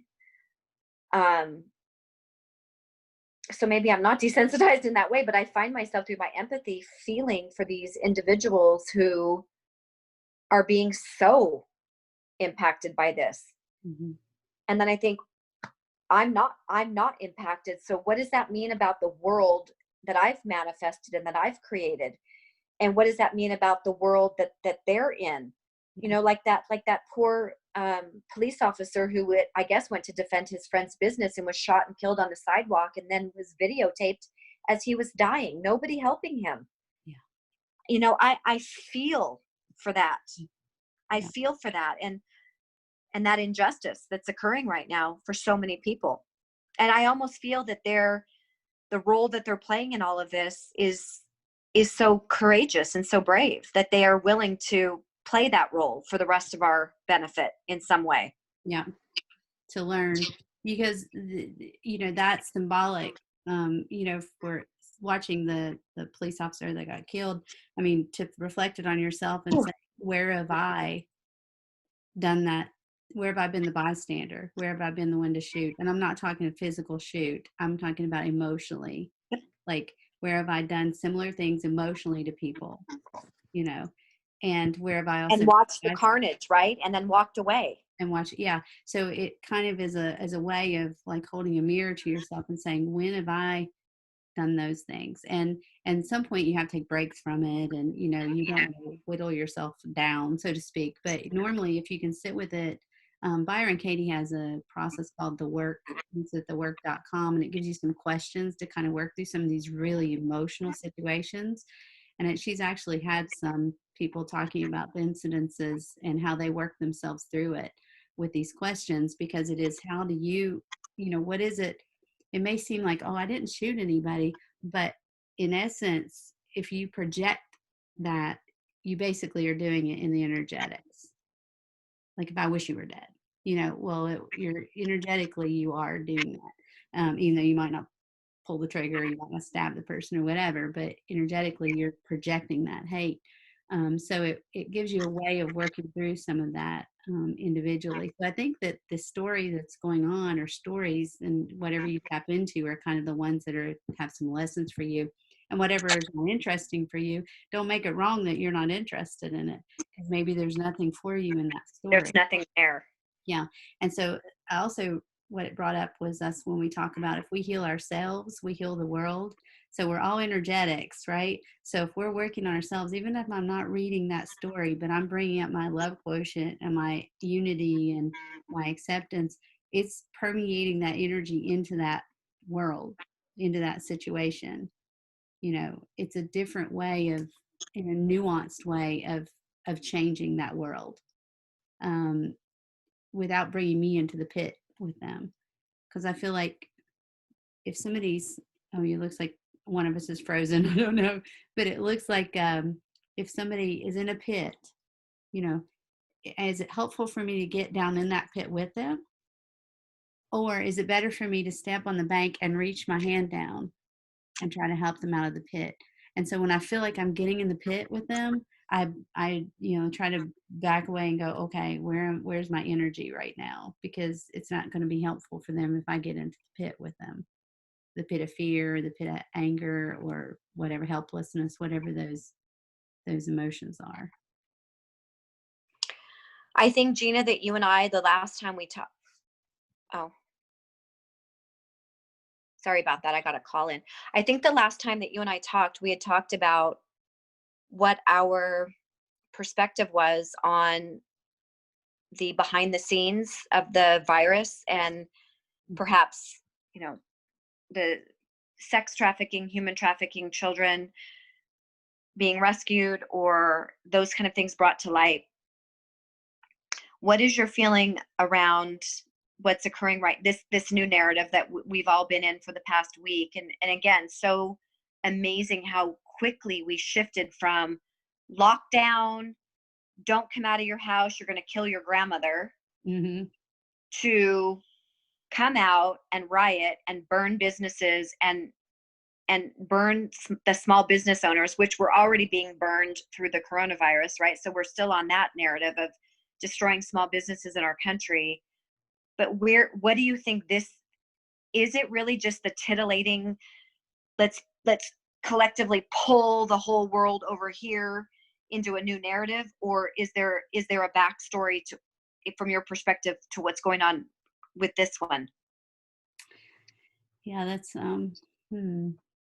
There's so many. I have like five things came in when you were asking that question. Because there's so much going on around the police forces too, and the peacekeepers, of our country, which now are not, always seen as peacekeepers. Um, so, what is the, where are we going?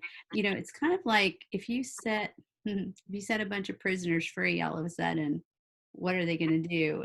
How are they going to make their way in the world? In some ways, I think they're different ways to try to wake us up and try to get us to figure out what it is we want.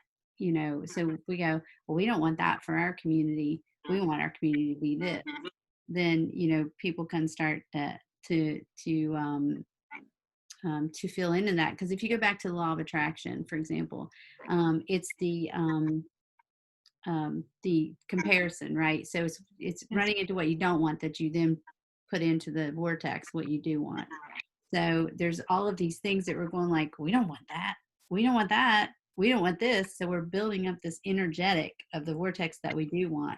And then when we can kind of turn our energy away from all of these things we don't want, these things that we do want can manifest themselves.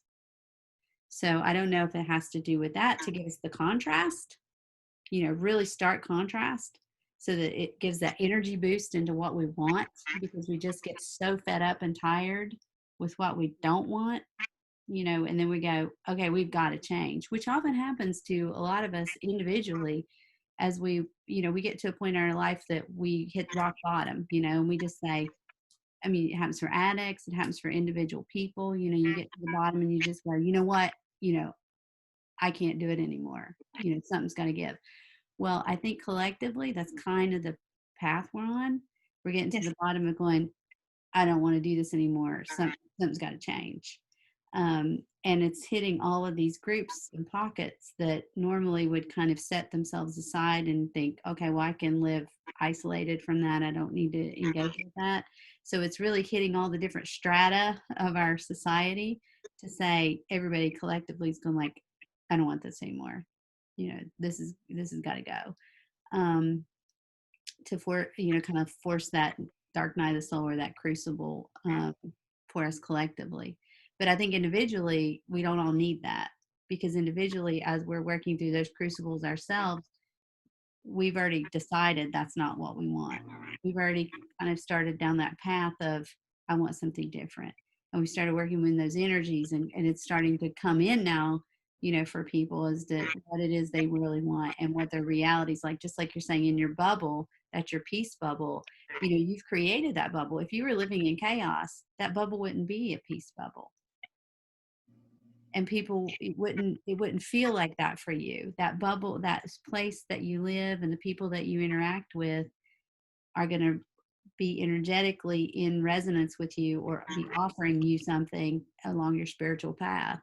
So the more that we individually kind of make it through those paths, the more those people coming into our bubble are going to resonate with that, or be offering something to us, and we can decide how much we want to engage with the other, um, individually and collectively. But like I said, I only want to engage with it when I can send it positive energy to try to help the situation along, or aid it in moving it forward.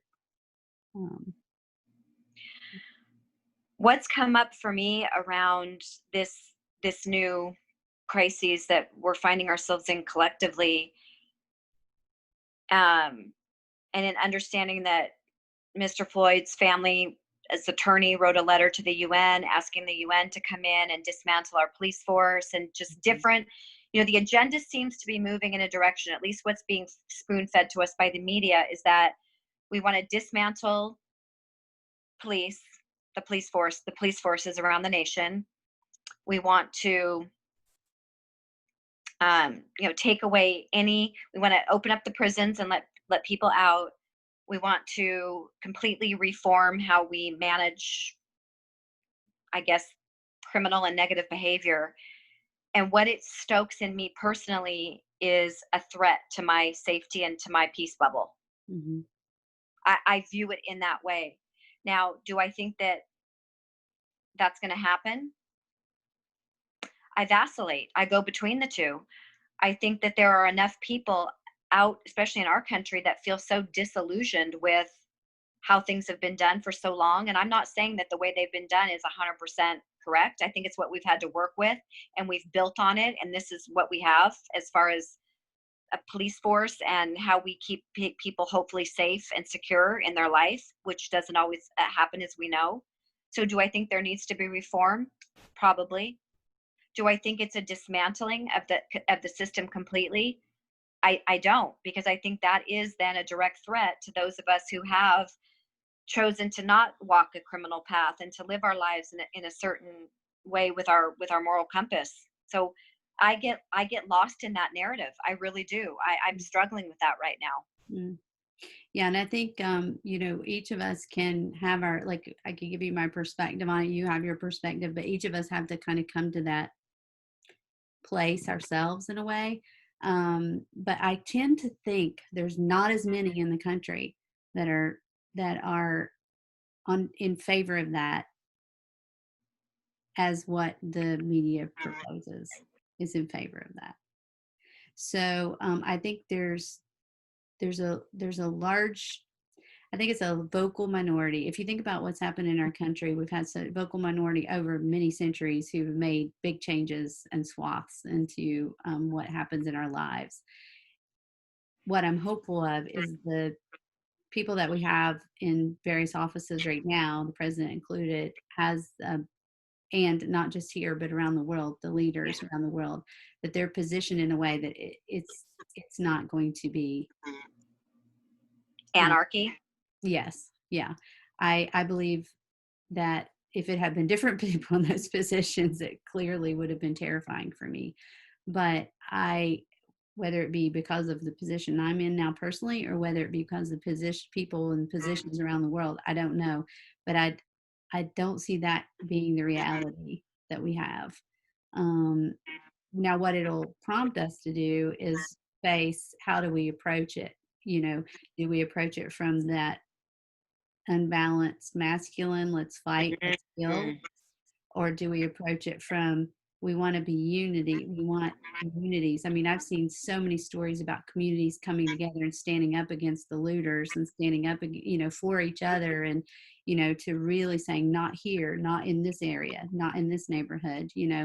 And so I've seen a fair number of stories about that, probably as many as I've seen the others, but the media is not going to cover those.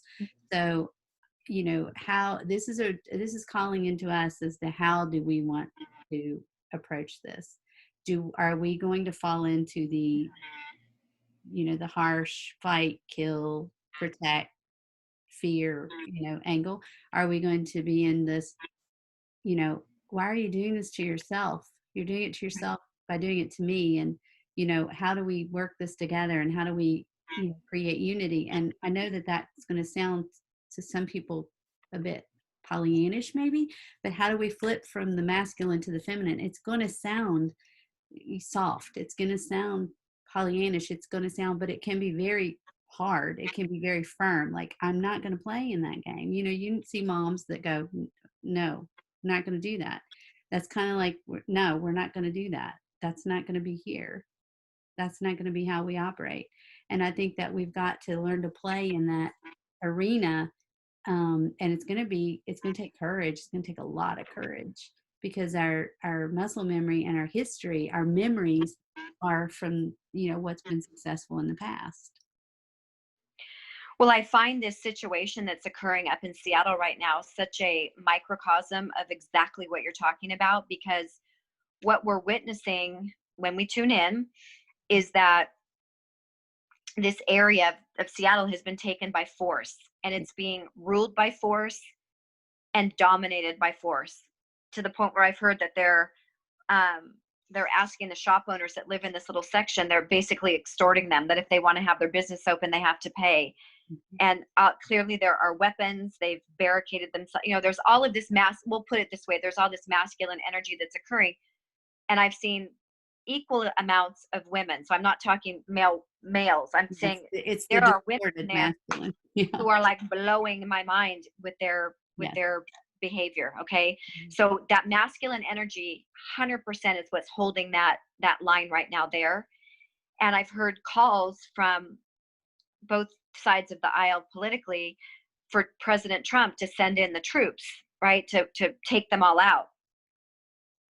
Now, whether he does that or not, I don't know. But it when you were saying that, it brings to mind that, are we going to meet force with force? Because then we're just bringing in our masculine force to their masculine force, and now we've created nothing out of it. Yeah. Yeah. Imagine, I mean, and that's the distorted masculine too. But Distorted imagine, masculine. Thank you. Yeah. yeah, imagine that if, instead of going in with force, he goes in with buses and said, anybody that wants to leave, we'll relocate you to new housing. You know what I mean? Wow. Like, it's like, what are the options? There's so, if you keep yourself from being in that kind of force against force, and you say, what are the other options? Well, if they want to play like that, we just, we're not going to play. We're going to withdraw our energy. We're going to, withdraw. I'm not saying that's what he'll do, but I'm saying, imagine if instead of going in and, like killing them all, or, like pushing them down, or, whatever. I'm not saying that's what the troops would do, but I'm just saying, instead of going in with that like force, going in with a peacekeeping mission to contain, protect, and, you know, transition, which is a very different energy than put down. Dominate, right? Yeah. That domination, Yeah. which what would occur.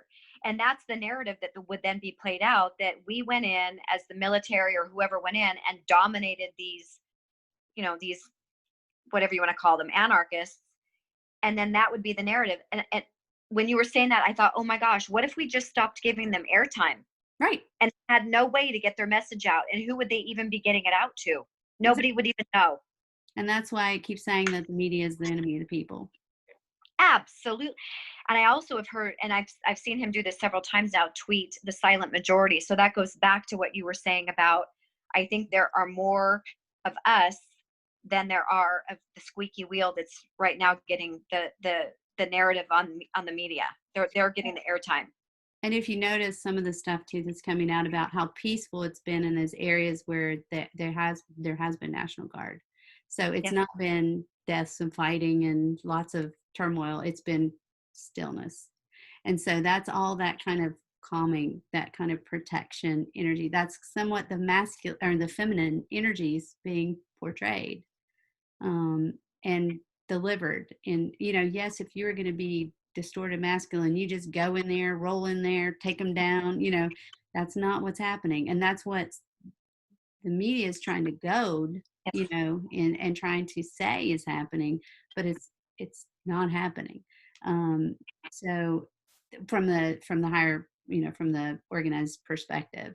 So I'm hopeful. I'm curious to see what happens in that situation, because it would be like, okay, you meet a bully you meet a bully in the same arena as a bully, they're going to fight you, and they're going to, or you meet a bully with something else, it's going to knock them off center.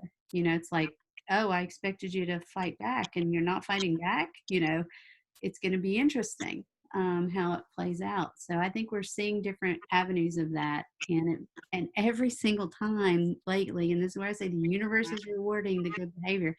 Every single time it seems that there's a move to try to push the other agenda, it smacks them right in the face.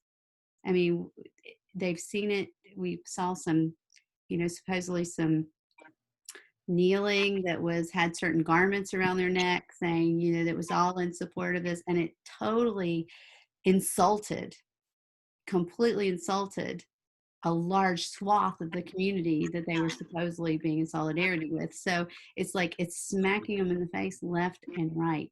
So the energies are not going to, I just feel strongly the energies are not going to reward that kind of behavior.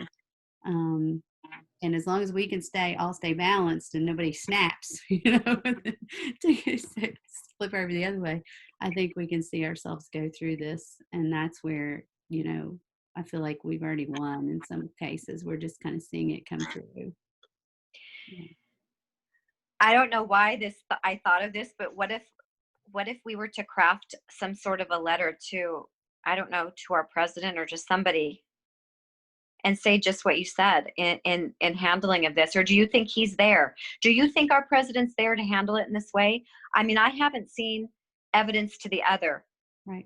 I've seen evidence that he is being guided by the same force that you're talking about. Do you feel that?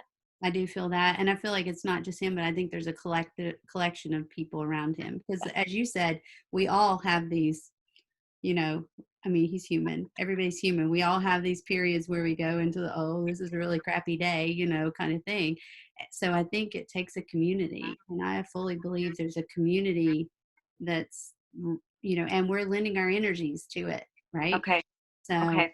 it's not just a collection of people in Washington. It's a community around the world that's lending our energy to, yes, this is the right way, this is the right way, this is where we want it to go.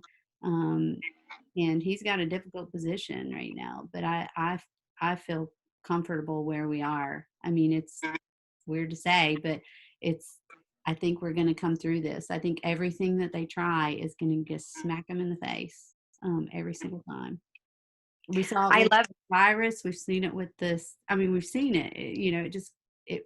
People are going like, "Wait, what? That doesn't make sense. You just overstepped, and it made it look ridiculous." So, Do you think between now and election this will ramp up?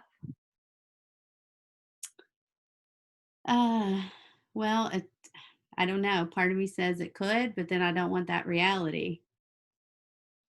So I could say yes, it could ramp up, or if the energy shift quick enough, it doesn't have to. It doesn't have to. It depends on us individually and collectively as a collection of energy beings as to does it have to. I read the other day that we're all Q, Hmm. right? That we're all Q. And Hmm. I thought that's a very profound statement, because we're all lending ourselves to either moving in this direction, or right, we're at the zig or the zag. We're at the crossroads right now. And I guess it wraps us back around to what you and I talked about in the very beginning with the feminine, the masculine, and which one are we feeding? Which energies are we feeding? Yeah, and notice in your, I would say this is what I've been doing, noticing in myself, when am I using my masculine, when am I using my feminine? If I get pressure, which comes out, Oh, yes. you know, because you want to be able to, when you get pressure, your feminine comes out, because that's going to be what's going to carry through these things. It's really largely, and I don't say it's not the men's responsibility, but I mean, they're born into a male body, probably have more masculine energy than we do, I would say. So it should come more naturally to us to operate in the feminine, because our bodies are organized to flow with feminine energy. So it's up to us to kind of, when we get pressure, what do we do? Tell me, for you, Gina, what is that when you are under pressure? What does it look like? What would, if I were with you at that time where you were under pressure, what would I be seeing from you that would demonstrate to me that you were in your feminine power? What does it look like? Yeah, so I'm still practicing, so you wouldn't catch Yeah. me there 100%. But if I'm operating in it for me, I'm much more relaxed. I seem much more curious. I'm more asking the person questions and letting them walk themselves through a process.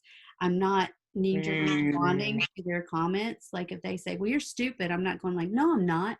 I'm going like, okay, that's a perspective, what is it about me that makes you think I'm stupid? It's an understanding. It's kind of like an interchange. That's one way.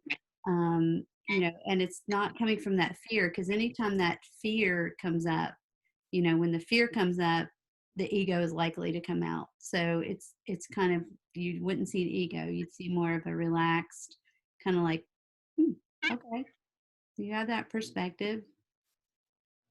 Like I said before, with some people, I'll say, I have a different perspective. Would you like to hear mine? And if they say no, I don't tell them.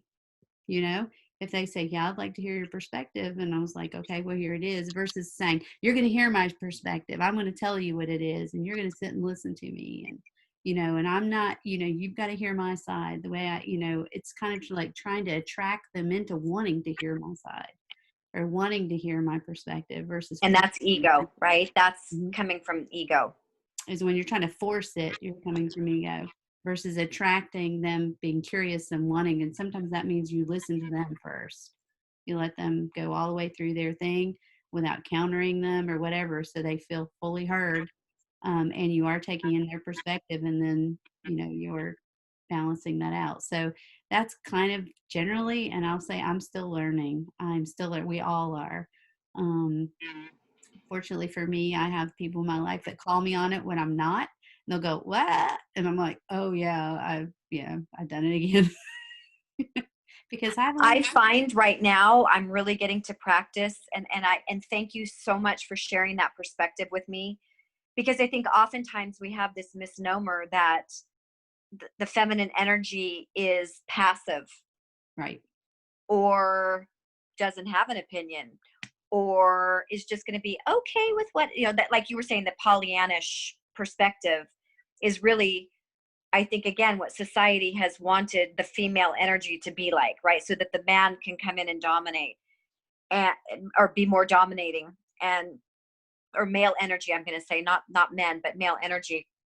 And so thank you so much for sharing that perspective with me on what it looks like, because I think so many of us learn from that experiential interaction, or exchange, than just, we know that. I mean, I've read every self-help book that's probably out there, and it's one thing to read it in wording, it's Mm. another to actually get to exchange that with another person. And so when in listening to your definition of what it looks like and feels like, um my oldest son, who is here in Las Vegas, and my daughter-in-law are on the other end of the political spectrum from my own beliefs. Mhm. And they came over for dinner the other night, and I gave them full arena after we'd had dinner, and we were sitting outside, and my little grandbaby had gone to bed, and just some adult time, and I just let them for probably about an hour express, their support of Black Lives Matter, and their support of defunding the police department, and all the things that, that mean something to them. And Gina, I offered nothing. I gave them an ear, and I gave them a non-judgmental platform to be able to express themselves. Mhm. And I did not, at the end of it, say, would you like my perspective? I thought, tonight I want to let it stand that they've been heard. They know I'm different, because Mhm. they know. Mhm. I didn't need to say it. And Right. it just felt, it's when they left that night, there was so much hugging and love, and I love you, and exchange. And I thought, I brought peace to Mhm. the situation, and I brought my femininity to allowing them to express themselves in a safe place. Yeah. Yeah, exactly. And oftentimes the resistance that you would give them by trying to explain your way just holds them in their perspective. By you not resisting, it allowed them to walk away, and they can let it ruminate in their own mind. Like you said, they already know kind of your perspectives on that. Yeah, very much so. So I guess we're both, I mean, what it, by you sharing your your beliefs and how it feels to be in that place with me, it gave me the permission to see that I'm practicing it too right now. Mm-hmm. And who knew? Because I would say to you, a year ago, if we were in the situation that we're in now collectively a year ago, I would have still had a lot of fight in me. Mm-hmm. I would Me. have had a lot of that masculine. I always think about that saying that I've heard for years: do you want to be right or do you want to be happy? And I've thought about that over the years, because there's really that side of me that loves to be right, that wants to dominate and think at the end of the day, wow, I got my opinion across and that was the right one. But it's when I pull back, and I don't know, it feels like a softness to me. Like, it felt very soft for me that night. And there was nothing, I have to tell you, again, a year ago, I would have been so triggered in my solar plexus around what they were saying. Mm-hmm. It would have almost been like drinking poison. I would have thought, oh my God, I can't believe they think like this. I can't believe that.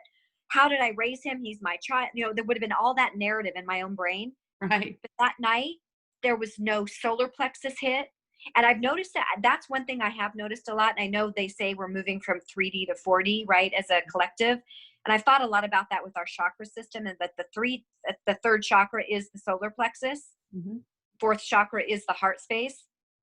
And is that what that's symbolizing? Is that we're moving from living from the solar plexus or the masculine to the fourth chakra, or the more of the feminine, more of the place of love and compassion and acceptance? But that's what that felt like that night when the kids drove away, and I thought, oh my gosh, I'm blown away that I wasn't triggered in the solar plexus. It just wasn't there. Mm-hmm. I Yeah. guess that's the alchemy of it, right? That's that transmuting of it. Yeah, you were a complete piece. It wasn't, you didn't feel like you needed to save them. You didn't feel like you had to convince them. You trusted. You were open.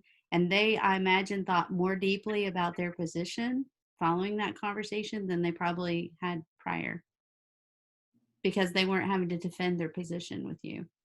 Whoa, that's big. Yeah. And the other thing on the heart chakra piece that came for me as of late was, if you think we're talking about balance, so you have the higher chakras that are all about like collect or contact to the universe and to source, and intuition coming in this way, and then you have this security, the earth connection, and You're grounding. the power and everything coming to your heart is the balance part.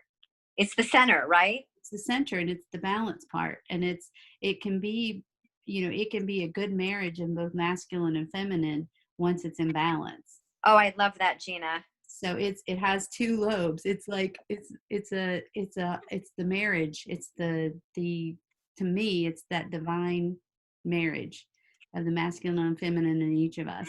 And if we can stay in that space, then that's what gets permeated out. It's not that I'm never going to use masculine. There are times when my masculine is needed, but Yes. it's like not be distorted, not be manipulated. I want it to be used when it's good to be used, and not just my tool that I use for everything.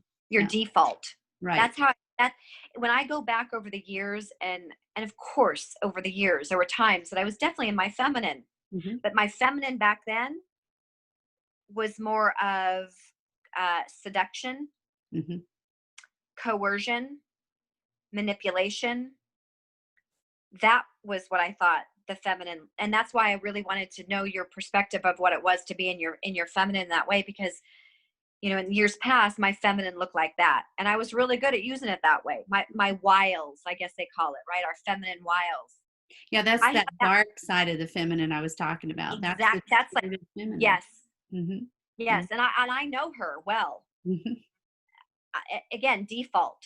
Mm-hmm. So I was either in the dark part of my feminine, in that place, or I was in my masculine, the force, the control, the push, the shove, the need to be right. And again, it's all so fascinating. And who knew that if you would have asked me 10 years ago at 47, that at 57, I would be undergoing yet again another immense transformation, or whatever wording we want to put on this, I would have said, oh, you're crazy. By then I'm going to have it all figured out and I'm just going to know everything.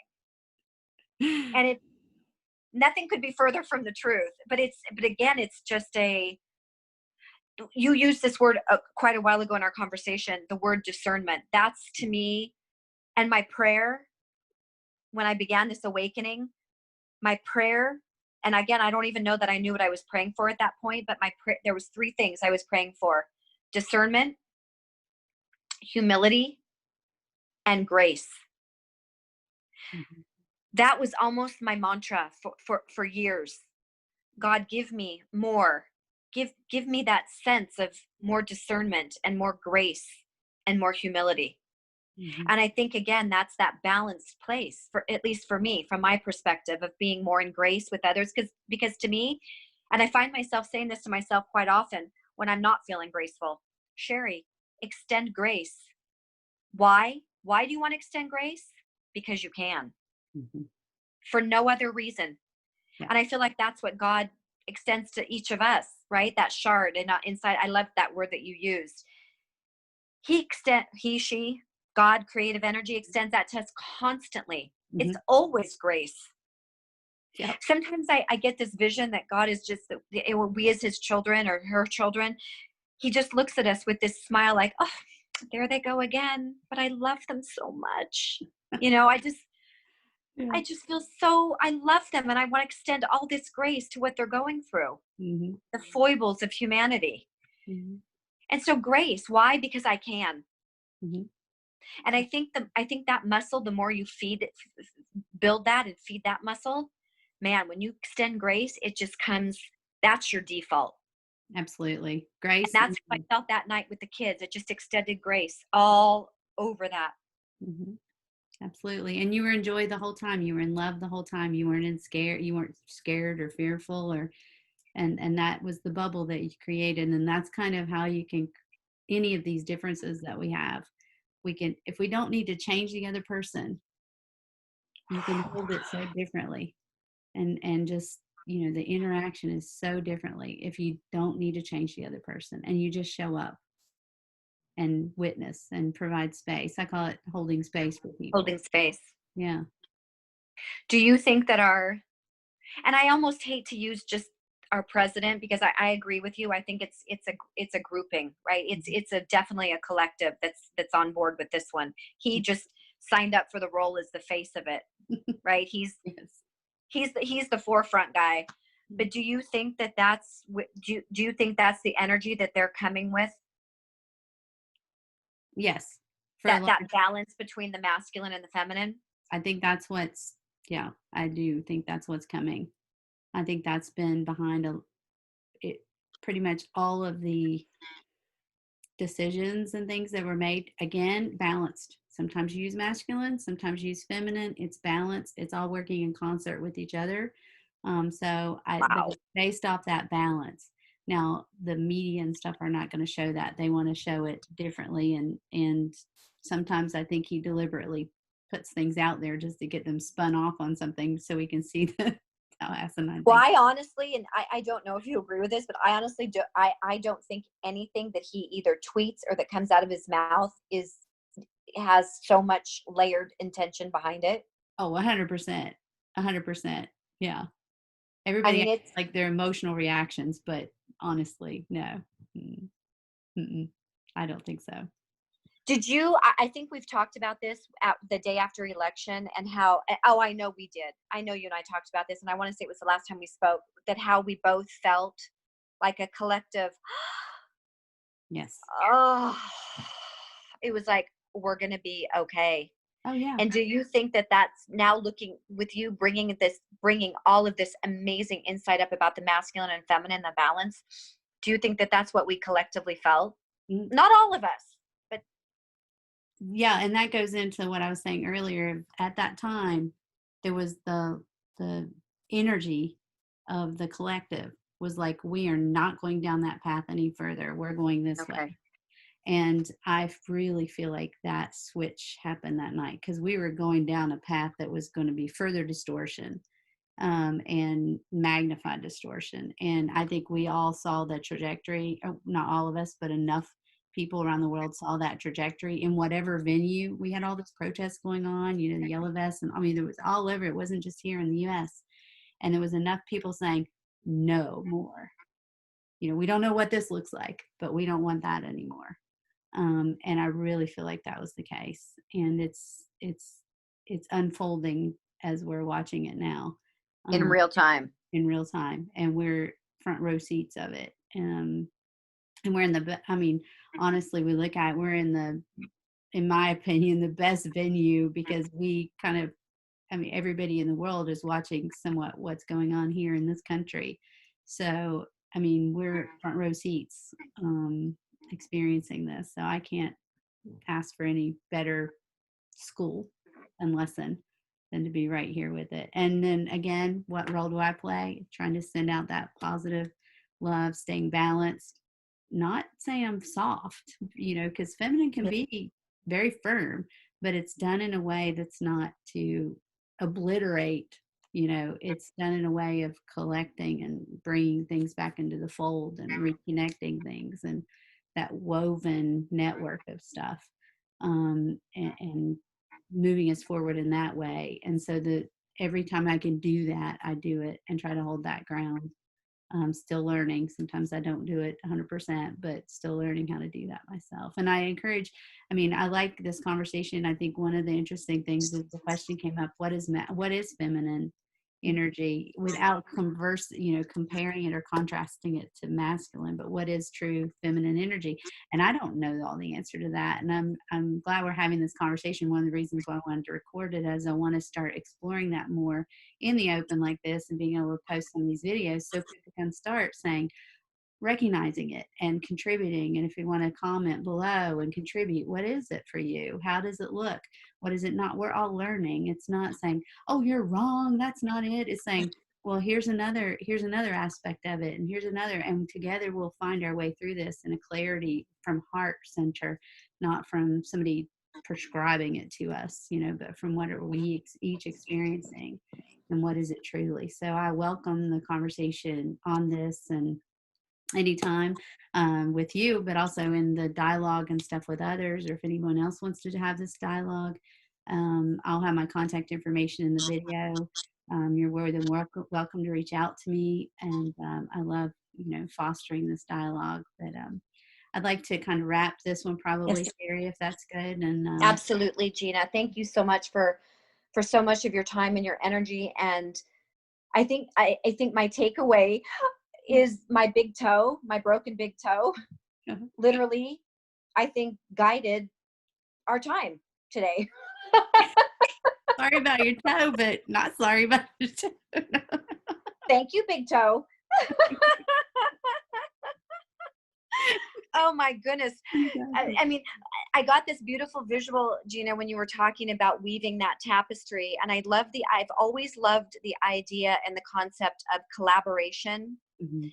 And I think that's, to me, that is so feminine when we have that collaboration of women coming together to weave like they did in the indigenous, right, in the tribes when they were putting together their fabrics, that they were all a part of weaving that together. And I think that that's really, I want to be a part of that. So thank you for letting me be a part of that, and for what you share with me. And I think the seeds that you plant for not only me but for whoever's able to to come on board with this conversation. So thank you for facilitating it.